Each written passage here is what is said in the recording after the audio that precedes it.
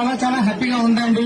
So ఎందుకంటే ఒకప్పుడు ఈ బిజినెస్ లో రావడానికి ముందు శంషాబాద్ ఎయిర్పోర్ట్ లో క్యాబ్ నడిపించి సొంతంగా తర్వాత ట్రావెల్స్ బిజినెస్ పెట్టి దాంట్లో 24 లక్షల అప్పులు అయిపోయి ఇంకా అప్పులు కట్టలేని పరిస్థితిలో సూసైడ్ చేసుకుందామన్న వ్యక్తిని కానీ ఈ వెస్టేజ్ అవకాశం వచ్చినప్పుడు నేను కూడా ఫస్ట్ టైం నమ్మలేదు.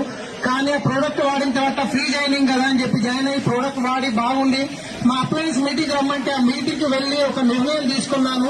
ఆ నిర్ణయం తీసుకున్న తర్వాత ఇది నాకు సరైన అవకాశం, నేను ఇక్కడ చేయొచ్చు, నాకు ₹1,00,000 వస్తే చాలు ఈ బిజినెస్ కి అని చెప్పేసి నిర్ణయం తీసుకొని కష్టపడ్డాను. చాలా మందికి చెప్పాను, చాలా మంది నమ్మలేదు.